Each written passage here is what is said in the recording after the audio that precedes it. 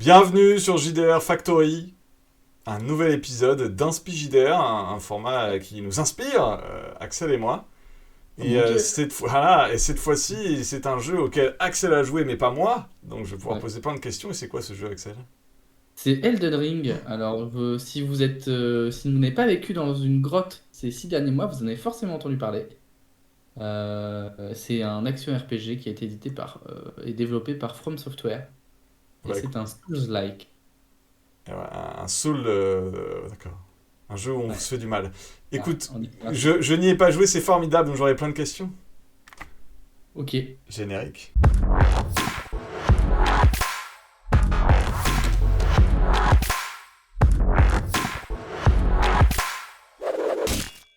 Donc, Elden Rings. C'est effectivement, Exactement. même si je n'y ai pas joué, je n'ai pas pu échapper à la hype autour de ce Ouais. jeu. J'avoue que c'est pas du tout mon type de jeu.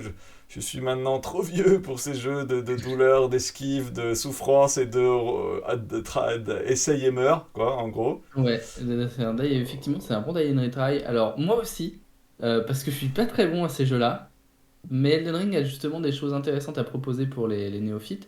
Alors pour ceux qui connaîtraient pas, on va présenter, c'est quand même donc c'est un action RPG, donc on va incarner un personnage qui va avoir des compétences, des caractéristiques, etc. Mais plutôt en mode très actif, plutôt très nerveux.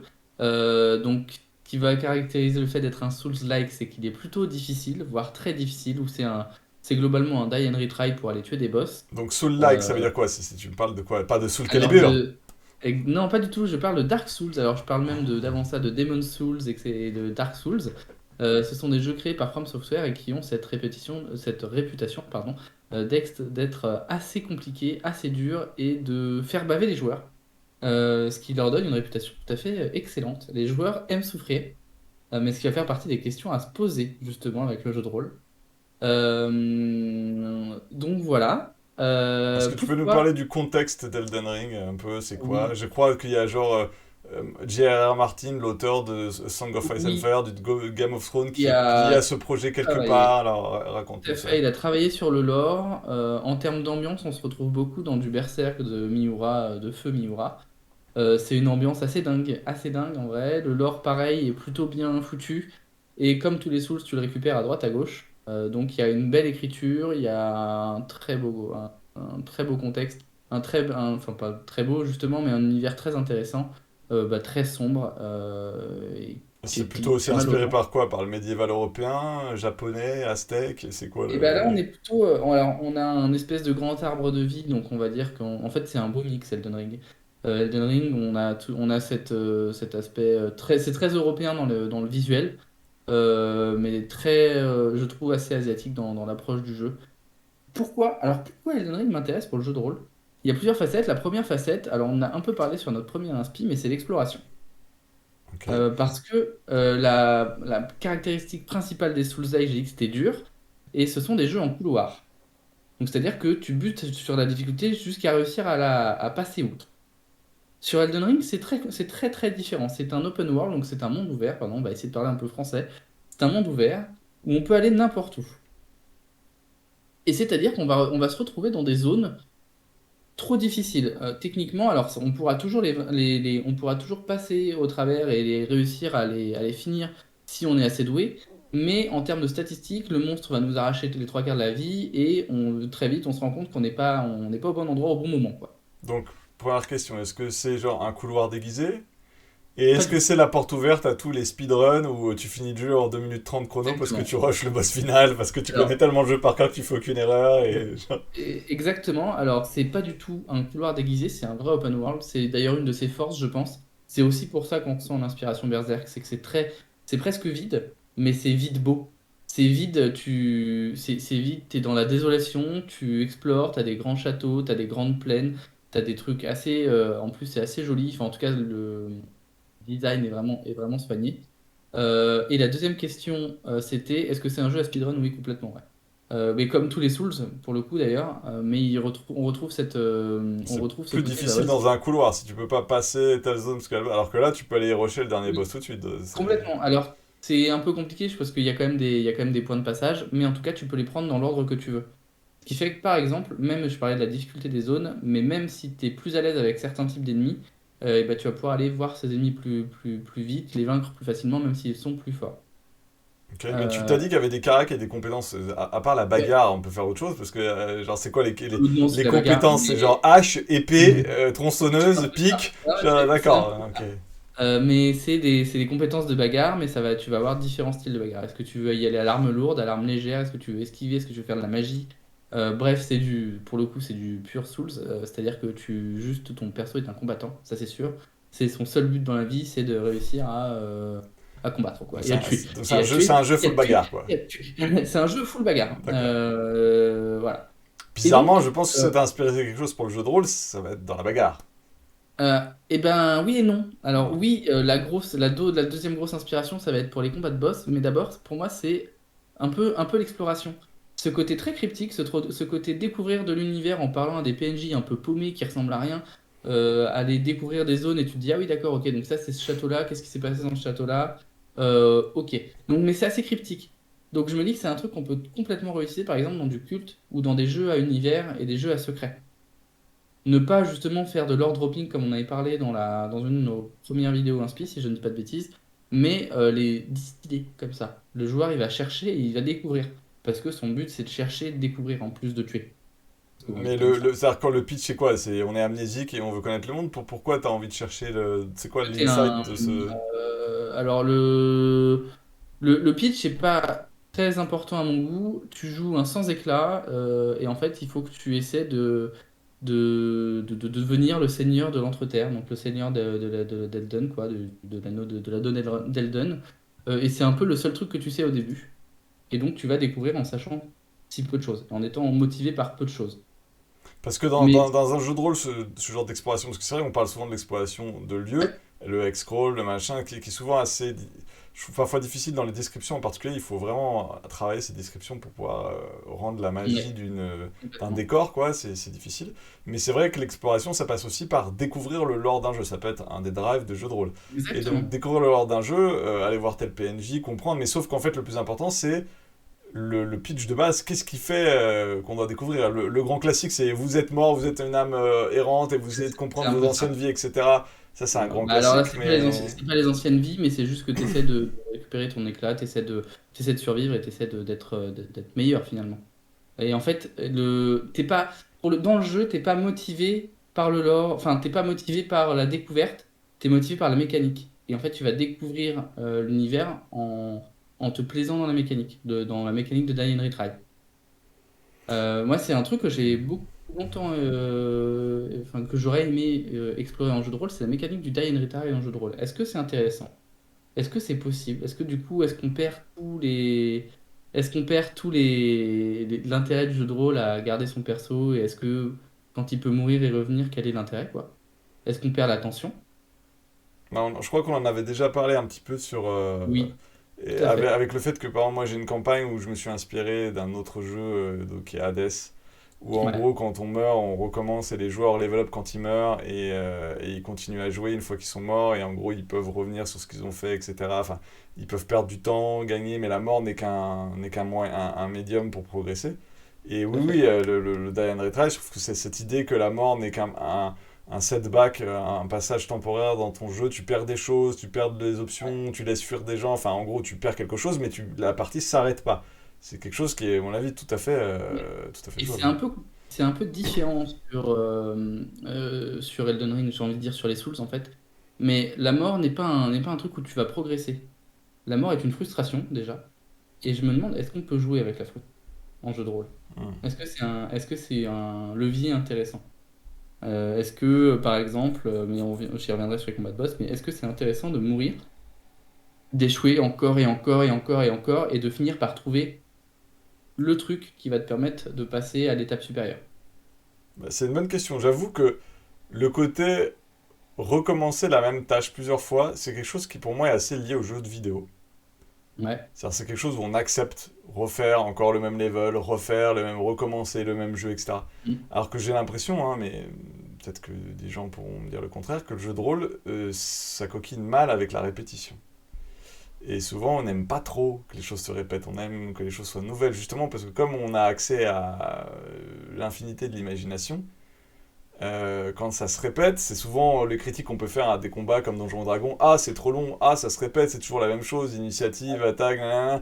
Et donc la boucle de combat d'un jeu comme Donjons et Dragons, Mm. pour la rendre intéressante, il faut débloquer des trésors d'imagination. Et ça m'est arrivé plein de fois, avec même des MJ confirmés quand je suis joueur, ou même quand je suis MJ moi. Je ne me considère pas comme un MJ confirmé de Donjons et Dragons, hein. Mais d'avoir le moment en disant bon, bah, c'est un peu long quand même. Là, tu Mm. rates, l'autre il a une tonne de points de vie, on se fait chier, il faudrait trouver un moyen pour raccourcir le combat. Donc On est la d'accord. répétition dans le jeu de rôle, je sais pas si Ouais. ça plaît beaucoup, Mais quoi. alors, la répétition dans les Souls, moi en tout cas, ne me plaît pas. Je déteste être bloqué. Je n'aime pas ça. C'est souvent d'ailleurs la raison pour laquelle, au bout de 2 heures, moi je pose la manette parce que ne pas avoir réussi à tuer un boss en 2 heures, ça me gonfle. Par contre, quand tu réussis, quand tu y parviens, tu as ce plaisir qui est même pas très sain, parce que c'est du plaisir qui est né de la frustration que tu as construit toi-même, qui est assez ouf. De dire, putain, j'ai enfin réussi à tuer ce putain de boss! Et tu passes et tu découvres le loup, tu découvres les machins, et tu as un vrai plaisir. Mais Si ça, jamais. c'est un plaisir solitaire, j'ai envie de te dire. Alors que le Ah, mais jeu. ça peut être un plaisir de groupe. Parce que Ouais. Elden Ring, justement, enfin, alors il y avait déjà un peu de coop, mais tu as de la coop dans Elden Ring. Tu peux invoquer des fantômes des autres, etc. Et tu peux, entre guillemets, jouer à plusieurs. Moi, je pense que c'est un truc à explorer en jeu de rôle, notamment, et c'est surtout, c'est là la grosse inspiration que me donne Elden Ring, c'est les boss. Les Souls-like, Elden Ring est reconnu pour le design de ses boss, pour la difficulté des boss, pour les combats de boss, qui sont souvent des combats qui vont soit se jouer au poil de cul quand t'es pas très bon, soit, eh bien, quand tu es un peu meilleur, eh ben, tu vas rouler dessus, quoi. Quand tu as appris le pattern. En jeu de rôle, je suis pas sûr qu'on puisse apprendre un pattern. Ou Bah, alors, on peut... c'est surtout que dans les jeux de rôle où il y a des combats, de boss, il y a énormément d'aléatoires. Oui. Donc l'aléatoire, Mais est-ce que l'aléatoire, ça se réduit pas? c'est possible, mais ce Et que je veux dire, sauf c'est que que... c'est difficile dans un jeu vidéo comme ça. Quand tu appuies sur le bouton, t'es sûr que tu vas taper, tu vois. Ouais, Et si tu rates, c'est parce que tu as pas de skills, tu as mal placé ta hitbox là où voilà. Alors ouais, que c'est dans un jeu de exactement. rôle, bah juste mets tes mains, en tout cas dans les jeux avec du hasard, tu lances un dé et Hmm. tu peux pas contrôler ça. Juste tu rates, tu réussis et ça On est raconte d'accord. une histoire qui t'échappe. Donc Mais c'est tu compliqué peux... de rentrer dans le. Sauf que tu peux limiter le hasard en jeu de rôle. Ouais. Notamment avec des bonus, avec des malus, ce genre de choses. Tu vas avoir une limitation au hasard. Tu vas avoir des probabilités plus ou moins fortes de taper. Évidemment, comme tu sais, je déteste les jeux sans hasard. Moi, le but n'étant pas d'éliminer le hasard. Mais par contre, un boss avec des traits qui vont être des faiblesses, des forces, des résistances, des choses comme ça, qui vont être des triggers narratifs en fait. Ah oui, donc tu essaies de taper avec une masse sur l'espèce de gigantesque blob devant toi, et ben ça va pas faire grand-chose évidemment. Un truc contondant sur un blob, bon, ça fait rien. Par contre, si tu arrives avec une arme plutôt tranchante, et ben la vie du blob va fondre beaucoup plus vite par exemple. C'est un exemple très simple, mais on peut imaginer qu'il faille avoir, je ne sais pas, désactiver un artefact à l'autre bout de la ville pour pouvoir toucher le boss parce que il a une protection magique. Justement, ce que tu dis, est-ce que c'est pas un jeu à. Alors, je connais l'expression, je crois que je serais incapable de te donner la traduction exacte, ce qu'on appelle un Ouais. QTE. Oui, Alors, c'est un time event. comment? C'est un quick time event, Quick c'est Time Event. Ah, ok, merci, je viens d'apprendre ce que veut dire QTE. Je sais ce que ça veut dire, c'est-à-dire c'est ces moments où quand dans Ouais, un combat, on t'appelle à ouais, l'écran, appuie vite sur le ouais, bouton Y pour réaliser le combo, puis après vite sur le ouais, bouton, et en gros, il y a un côté enchaînement de coups qui sont placés dans un moment. Donc, Quick Time effectivement. Event, ça fait tout à fait son sens. Ouais. Et donc, il n'y a pas du tout de QTE dans. Pas du tout. la traduction. Ah non, c'est que du skill. Et en fait, Le, les boss changent régulièrement. Donc ça va être il y a des boss, il y a des phases en fait au boss. Quand tu arrives à 40% de vie, à 50% de vie, et ben il va développer un nouveau skill set. Donc des nouveaux coups. En jeu de rôle, on peut imaginer que le boss change d'attitude. Qu'il se mette à Mhm. attaquer différemment, qu'il se serve plus de son environnement, qu'il devienne plus malin, plus violent, plus tout en fait, plus difficile à battre. Tout ça, moi je pense que ça peut permettre de rendre des scènes assez dingues et de donner des émotions fortes aux joueurs. C'est-à-dire que tu as un boss, quand il fait que la même attaque pendant 20 tours, effectivement, on se fait chier. Par contre, bah, si tu arrives à trouver la bonne faiblesse du boss et tu te dis putain, en fait, l'épée +2 que j'ai looté il y a 2 ans, elle peut me servir à ça parce qu'en fait, elle a une caractéristique de foi et il est pas résistant à la foi, ce boss. Tu vas lui taper dessus beaucoup plus fort. Puis, on va dire que tu arrives au milieu du combat. Et le boss qui était en train de se battre avec ses poings, il va prendre un petit moment, il va reculer, il va sortir des flingues et tu vas te faire allumer de partout. Te demandant de changer ta tactique, finalement. Et te demandant de t'adapter et éventuellement de retrouver une faiblesse au risque de te faire poutrer. Donc évidemment, il ne faut pas en mettre toutes les 2 heures si on reprend Donjons et Dragons, mais un combat comme ça en fin de scénar, en fin de campagne par exemple, ça donnera des souvenirs beaucoup plus mémorables qu'un combat un peu classique en jeu de rôle finalement, un peu à la D&D où tu te dis effectivement au bout d'un moment tu te fais chier parce que tu répètes tout le temps les mêmes actions. Alors que là, tu vas demander du changement aux joueurs. S'ils doivent s'adapter, ils vont devoir faire d'autres choses. Ils vont devoir aller piocher soit dans leur escartelle de sorts, soit dans leur stuff qui va servir à quelque chose enfin, ou par exemple, ou dans leur player skill. Alors, le Là, truc, c'est que je réfléchis, moi, de mon expérience de MJ ou de joueur de Donjons et Dragons. ouais. Euh, donc, parce que ça, c'est adapté à Donjons et Dragons. Après, je réfléchis de manière plus narrative, je viendrai après. Mais dans Donjons et Dragons, autant dire que quand c'est bien fait, les combats sont rapides. C'est-à-dire qu'en gros, les joueurs vont défourailler comme des bourrins et vont Mhm. arracher la tête du gars en 2 rounds, ou c'est l'inverse. Ouais. Donc, si tu veux, les changements de pattern de boss sont difficiles à implémenter lorsque. Parce qu'il y a évidemment la caricature du combat qui dure trop longtemps, c'est une chose, Ouais. mais il y a aussi la caricature du combat qui va être torché en 2 rounds, et c'est souvent vers ça que vont tous ces trucs Complètement. de dangerosité du monstre, du machin. C'est pour te dire, voilà, vous mettez telle créature devant votre équipe, il détruit tout le monde en 2 tours, ou lui il est là, il va se faire détruire en 2 tours. Et parfois, le hasard fait que bah, c'est l'inverse, alors que vous pensiez pas que vos joueurs allaient se faire détruire en 2 tours, ils le font, et au contraire, vous avez, oh, lui il est trop fort, et il se fait casser en 2 tours. Et donc, Mhm. moi, ça m'est arrivé plein de fois, face à des histoires de boss, si tu veux, si tu triches pas, entre guillemets, sur les PV, c'est-à-dire que tu dis, ils doivent d'abord lui virer tant de points de vie, et ensuite, il change de pattern, il a un nouveau pool de points de vie qui revient, et là, il a un nouveau pattern. Si tu dis juste, il a un bloc de X points de vie, tu vas te rendre compte que tes joueurs peuvent arriver à tomber ça, et t'as pas le temps de faire de la mise en scène, quoi. Ouais, complètement. Mais du coup, alors je sais pas si c'est triché, mais effectivement, si tu le prévois en amont et que tu préviens les joueurs, peut-être qu'effectivement les boss auront des patterns. Et effectivement, je pense que la première solution est mieux. Ok, si tu tombes un certain nombre de PV, bah, il va y avoir une espèce de phase cinématique où tu lui casses la gueule et en fait il se passe pas grand-chose. Et puis il change son pattern. L'idée étant que si t'as, je sais pas, hein, moi je ne joue pas à Donjons et Dragons, tu le sais. Je suis même pas sûr que ce soit le jeu le plus adapté. Pour moi, il faudrait un jeu avec des traits justement. Des traits qui vont être j'ai le mot en anglais, qui vont être des activateurs de narration et de mécanique. C'est-à-dire bah, résistant au feu ou faible à la foudre par exemple, va te permettre de justement, bah, si tu balances des boules de feu, bah, bon courage, mais ça fait rien en fait. Et donc tu as tout ce jeu de trouver. Alors, moi je pensais à un autre truc justement plus narratif pour quitter Donjons et Dragons, même s'il Ouais. fallait quand même en parler. On parle d'un jeu de bagarre. Si tu parles pas de Donjons Oui, et bien sûr. Dragons, il Ah, y mais je pense a. que je l'ai vu. Non, mais on est d'accord. Voilà. Mais je me dis que dans un truc plus narratif, il y a moyen d'aller dans ton sens. C'est-à-dire, je prends par exemple l'image d'un combat contre un dragon. Bah, Le oui. combat commence, il vole. Donc Hmm. tu peux rien faire. Il vole. Il plane Il au-dessus de crame toi, tout, il ouais. crame, il te lance Donc la première objectif que tu vas devoir faire comprendre à tes joueurs, c'est de donner envie au dragon de se poser, donc d'arrêter de voler. Donc il faut trouver donc en gros l'objectif à atteindre, c'est-à-dire en gros ça devient plus une histoire de points de vie mais ça devient des objectifs à atteindre. Le premier objectif ça va être de lui casser les ailes ou de l'emmener dans une zone avec un plafond, en gros l'objet à se poser. Une fois qu'il est Ouais. posé, les joueurs vont vouloir se taper, etc. Et tu vas dire, bah oui, mais là, il a des griffes énormes et puis sa carapace est vénère et tu vas pas pouvoir la passer, quoi qu'il arrive. Donc le deuxième Ouais. objectif, ça va être trouver une faille, péter la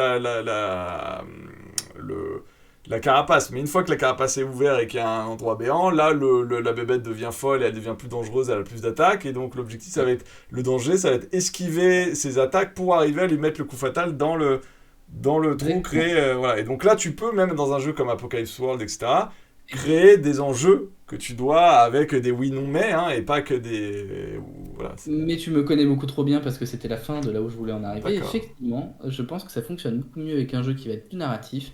Et effectivement, ton combat devient 3 combats finalement. et ton combat ne devient pas un combat, enfin, ton combat ne va pas 3 combats, mais devient des objectifs. Des objectifs à atteindre. D'accord. Alors, ce qui m'a surpris, c'est que moi, l'idée me plaise, alors que j'aime pas du tout le player skill. Je suis vraiment pas fan de la chose, et on est en plein dedans. Faut que tes joueurs ils trouvent l'idée finalement, plus que le personnage, en Après, général. tu peux être un gentil MJ et les guider. Genre, vous vous rendez compte que D'accord. tant que le dragon est en l'air, vous pouvez pas faire grand-chose. Tu vois, genre, bon, Tout à fait, mais du coup, ça perd un côté, ça perd un peu le côté, le côté difficile et le côté un peu parfois frustrant. Bah, effectivement, si tu trouves pas la solution, le dragon il va t'éclater en 2 secondes, quoi. hmm. S'il est en l'air et que tu n'arrives pas à trouver comment il se pose, bon, bah, il va juste te cramer la gueule en faisant des allers-retours et tu pourras rien faire. Ou cramer la gueule du village, enfin, bref, toujours de quoi mettre un peu dans le jeu dans la partie. La dernière question, du coup, et là, c'est une question ouverte à laquelle je pense que tu vas être plus à même de moi de répondre. La difficulté, c'est nécessaire pour ce genre de choses? Est-ce que la difficulté pour rendre un boss intéressant, c'est nécessaire? En fait, ça dépend, à mon avis, avec quel système tu joues. C'est-à-dire que Mm. si ton boss est juste un... Enfin, juste... Le mot juste est dépressif et c'est pas ma volonté, mais si ton boss c'est un enchaînement de séquences Un narratives que peu. tu veux cool, euh, ça n'a pas besoin d'être difficile, juste c'est un enchaînement de séquences et tu fais plaisir aux joueurs en enchaînant ces séquences. J'avoue que moi j'aimerais bien jouer comme ça, c'est une idée qui me trotte dans la tête, mais je l'ai jamais fait. Ouais. Et parce que ça demande de préparer. Et comme Ouais. je suis en full improvisation, ça m'est arrivé. Ça fait longtemps que je me suis pas en disant, ok, à un moment ou à un autre, ils vont rencontrer un dragon. Ok, ce dragon aura X phases. Chaque phase va donner. Il faudrait que je le fasse pour Mm. tester la chose, tu vois. Mais et comme je suis Et en je impro pense que total, c'est difficile en impro à ce moment de dire, bon, vite, faut que j'improvise quelques phases et tout. J'ai pas eu assez d'expérience pour. De cette manière de complètement. faire les combats pour improviser en plus des phases une fois que tu improvises un ennemi, quoi. Mais... Alors ouais, ça c'est peut-être un peu compliqué, mais c'est effectivement, moi c'est le genre de truc qui me donne envie un peu de préparer. Parce que tu prépares des trucs cool et que tu prépares, c'est court comme préparation finalement. C'est tu penses à ton boss et tu vas penser, je sais pas, 2, 3 phases pour pas non plus que ce fasse 2 heures, le combat fasse 2 heures, c'est pas le but. Faut penser au Et décor bah, aussi, j'imagine, parce que le décor et le boss ont tu ouais, vois. après moi j'imagine que ça s'imagine, enfin en tout cas j'ai pas trop de soucis à imaginer un décor, mais tu peux le mettre un peu dans le décor que tu veux et effectivement ça va changer la chose. Si par exemple, tu te dis bah le dragon bah, il est dans une montagne, effectivement tu vas peut-être pas avoir les mêmes difficultés que s'il est en en plaine. Voilà. Et Alors moi alors, est-ce qu'il y a des boss de Elden Ring si on joue à Elden Ring ou si on s'intéresse, genre sans obligé d'y jouer, je vais sur internet, je ouais, tape le nom d'un boss et je regarde le pattern de ce boss, est-ce qu'il y a des boss qui peuvent filer des inspirations justement ouais de ouf. Et en fait de... tous, notamment, eh ben, c'est celui qui aura en vidéo sur la phase, avec un boss qui est pas trop loin dans le jeu. Tu as un boss qui a une première phase où en fait c'est un espèce de d'amas de parties de corps, on va dire. Il a plein de bras partout, mais genre c'est des bras qui s'est greffé, donc il s'appelle d'ailleurs le greffé, tu vois. Alors, il a un nom dont je me rappelle pas et c'est le greffé. Et quand on arrive à la moitié de sa barre de vie, tu te bats devant un espèce de grand dragon plus ou moins mort, un truc un peu, c'est très stylé. Et il s'arrache un bras, il arrache la tête du dragon et il dit bah la tête du dragon c'est mon nouveau bras et je crache du feu. Mais oui, il y a plein de boss comme ça. En fait, je trouve que tous les boss, ils te donnent des idées, que ce soit en termes de pattern, en termes d'idées de phase, mais aussi d'idées de brutalité. Un des premiers boss que tu fais, par exemple, au début, tu te dis, oh, bah ça, finalement, c'est ok, tu vois. Et puis quand tu arrives, pareil, un peu à la moitié de la vie, et ben il te sort un espèce de giga marteau de lumière, et il devient d'une brutalité où il t'enchaîne les phases un peu non-stop, et où toi, vu que tu es un joueur un peu novice et que tu viens de débuter le jeu et que tu es un peu naze ou pas très fort, et ben il te casse la gueule. Mais il te casse la gueule un certain temps, tu vois, jusqu'à ce que tu comprennes que, ok, d'accord, mais en fait, il faut peut-être que je sois patient, ou que je trouve le moment dans le pattern où je peux l'interrompre et où je peux lui bourrer lui en mettre plein de ronds. Ok. Voilà. Moi, il y a du coup, voilà, Elden Ring, plein de questions. Et la question principale, évidemment, les boss. Les phases un peu de combat climaxique. Les combats climax, quoi, dont on avait déjà parlé, les différents types de combats. Je pense qu'il y a des inspirations à prendre du jeu vidéo et à prendre des Souls-like, parce que, en fait, c'est des jeux qui vont provoquer beaucoup de frustration, mais qui, à la fin, te donnent un plaisir qui surpasse cette frustration. Sinon, tu retournerais pas jouer.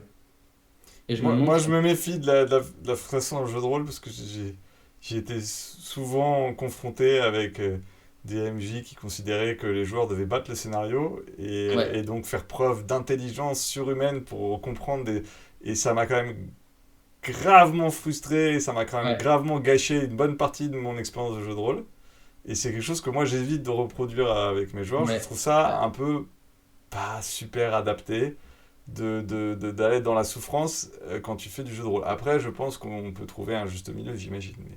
Complètement. Et puis l'idée, c'est évidemment de prévenir tes joueurs. C'est-à-dire que moi non plus, c'est pas un truc que je kiffe. Mais si un jour je me dis, ah, j'ai envie de jouer à un jeu de rôle en mode Souls-like, on découvre un univers un peu de zéro et il y a une difficulté de dingue et il faut, voilà. Et ben ça voudra dire que j'ai adhéré aux règles du jeu, tu vois.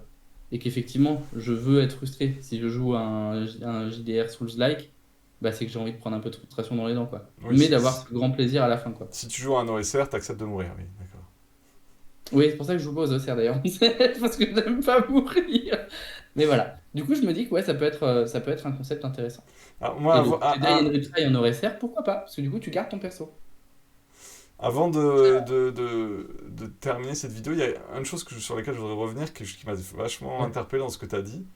C'est quand on aime un jeu d'exploration, on explore certes le monde, on essaie de découvrir le monde autant au sens territoire du terme, au ouais, sens lore du terme, mais on découvre des nouvelles mécaniques. Et ça, c'est aussi ouais. un truc que j'ai pas souvent vu dans le jeu de rôle et que je trouverais très intéressant à creuser, c'est qu'en gros, les joueurs continuent à découvrir des nouvelles mécaniques, même Mm. après plusieurs heures de jeu. C'est pas genre dans les premières parties, t'apprends à gérer ton personnage, c'est juste je prends par exemple l'exemple d'Apocalypse World, Ouais. où c'est un truc qui me travaille dans ma tête sur certains projets personnels. Comme c'est un truc à base de move, donc des actions, t'as des actions de base, t'as des actions spécifiques aux fiches de personnage, mais c'est un jeu qui te dit que tu peux créer des actions. Et donc, qu'est-ce qui t'empêche dans ta tête, même si c'est improvisé, de dire qu'il peut y avoir 2-3 moments clés qui vont se révéler et Mm. donc, ils vont découvrir des nouveaux pouvoirs, ils vont découvrir des nouvelles actions qu'ils n'avaient pas avant, et donc faire basculer le jeu dans autre chose. Et donc Ouais. je pense que j'ai pas de jeu en tête comme ça, mais je pense qu'il y a quelque chose dans quand t'es avec une mécanique, tu joues avec et tu fais découvrir une nouvelle un truc à la con hein, dans un jeu qui était pour le moment que un jeu dans des plaines, sur des sols, etc. Et à un moment tu passes en mode bateau et là ils ont un bateau et il y a toutes les nouvelles mécaniques de combat marin et gestion du bateau qu'ils n'avaient pas avant. C'est un grand classique du jeu de rôle, mais voilà, ça c'est un exemple type de les joueurs découvrent une nouvelle mécanique qui leur ouvre un autre espace de jeu. Et quand tu parles mécanique, j'imagine que tu parles mécanique pure, tu parles pas évidemment que de pouvoir, juste de pouvoir. Voilà, C'est vraiment de une mécanique pure, genre mécanique. tu d'un coup, en plein milieu de ta campagne qui était une campagne de dungeon crawling, on descend dans le donjon, on reste de l'argent, là vous avez tellement amassé d'argent, bah maintenant faut gérer votre palais. Et Ouais. donc sauf que tu as réfléchi en amont pour avoir des bonnes mécaniques pour bah, gérer ton truc qui va devenir peut-être un truc de gestion de fief avec des tower defense, avec des ennemis, des machins, quelle zone tu défends de ton palais. C'est des idées que je balance comme Ouais, ça bah, rapidement, complètement, hein, mais mais je ouais. pense qu'il y a moyen d'explorer euh, Ouais. au-delà de ces grands classiques de DD, parce que là, avoir son fief, avoir un bateau, c'est des trucs Oui, on connaît qui se ouais, jouent dans des cette nouvelle campagnes mécanique. depuis l'existence du jeu de rôle, mais j'imagine qu'il y a d'autres parts de mécaniques qui peuvent se révéler plus différentes, plus originales, plus... genre Ouais, dans bah un jeu moi, où t'as pas de pouvoir au début, et puis à un moment t'as des pouvoirs, enfin tu vois, c'est... penser aux jeux ésotériques, ouais, effectivement, ou un peu d'urban fantasy, de fantasy urbaine, Voilà. où tu vas être par exemple un pimpin lambda au début, et effectivement, bah, tu vas découvrir le monde, et en fait, la découverte du monde va t'amener une découverte de jeu. Tu vas apprendre à, je sais pas, à faire des potions, à Ou à utiliser, voyager dans les mondes parallèles et donc voyager apprendre dans ces le monde règles de voyage dans parallèle. les mondes parallèles, les règles qui vont avec et lesquelles tu vas Exactement. jouer pour. Donc, ouais, je pense qu'il y a des trucs intéressants. Mais ce sera peut-être pour un autre épisode, Peut-être. peut-être. En tout cas, merci. Merci, Bah, merci Axel de m'avoir parlé d'Elden avec Ring. promis, moi, la prochaine fois que je vous présente un truc, c'est pas un jeu vidéo. Et c'est vrai. Mais ça, c'est à la Allez, à la rentrée, ça. prochaine. Ouais, ça la rentrée. Bon. Allez, à la prochaine, tout le monde. À Ciao. bientôt. Salut.